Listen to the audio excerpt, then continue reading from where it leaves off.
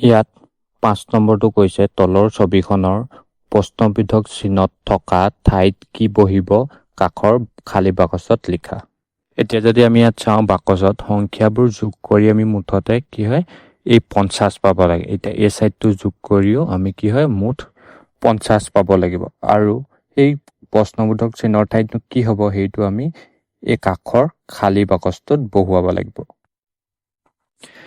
এতিয়া আমি ওপৰ ফালৰ বাকচটো যদি চাওঁ 20 যোগ 22 আৰু কুৱেশ্যন মাৰ্কটো যোগ কৰি দিয়া আছে।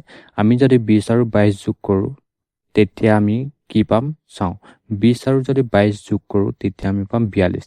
মানে 42ৰ লগত কি এটা সংখ্যা যোগ কৰিলে কি হয় 50 পাম। সেই সংখ্যাটো প্ৰশ্নবোধকৰ ঠাইৰ সংখ্যা হ'ব। এতিয়া 42ৰ লগত যদি আমি 8 যোগ কৰোঁ তেতিয়া আমি পাওঁ 50। মানে এই প্ৰশ্নবোধকৰ ঠাইৰ সংখ্যাটো হ'ল 8। আমি সেইকাৰণে ইয়াত খালী বাকচটোত 8 বহুৱাই দিছোঁ। এতিয়া আমি যদি এইটো বাকচ চাওঁ তেতিয়া আমি ইয়াত দেখিছোঁ 9 যোগ 9 9 যোগ কৰিলে হ'ব 18। এতিয়া 18ৰ লগত কি এটা সংখ্যা যোগ কৰিলে 50 হ'ব।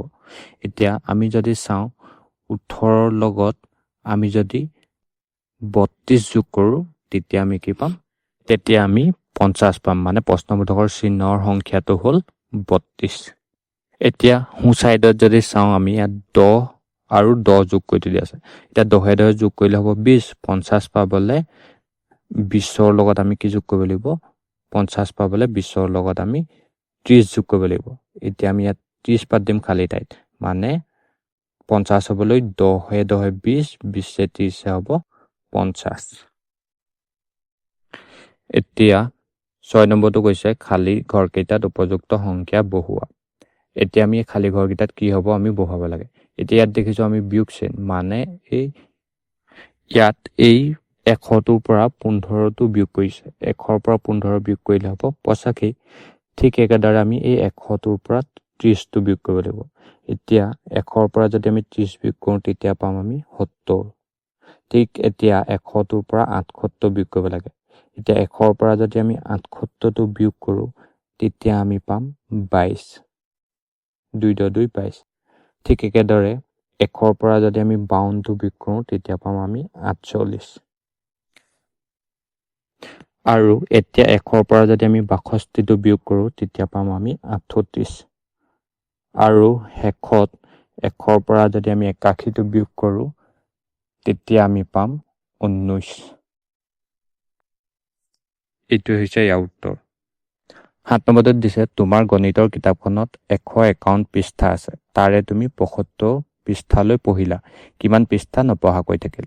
এতিয়া আমি যদি কিতাপখনত থকা মুঠ পৃষ্ঠাৰ পৰা মই পঢ়া পৃষ্ঠাখন যদি বিয়োগ কৰি দিওঁ কিমান নপঢ়াকৈ থাকিল ওলাব। এতিয়া আমি কি কৰিম বিয়োগ কৰিম।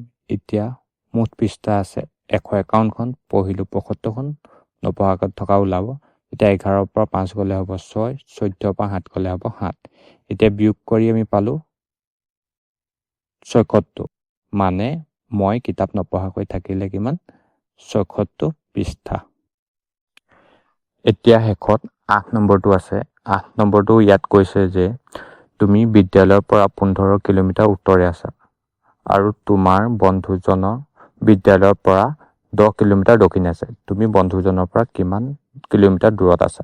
এতিয়া তাক উলিয়াই আমি খালী ঘৰটো পূৰ কৰিব লাগে। এতিয়া আমি যদি ধৰি লওঁ এইখন হ'ল স্কুল আৰু এইটো হ'ল মই আৰু এইফালে আছে মোৰ বন্ধুজন। এতিয়া আমি যদি চাওঁ মই বিদ্যালয়ৰ পৰা উত্তৰত আছোঁ 15 কিলোমিটাৰ উত্তৰে।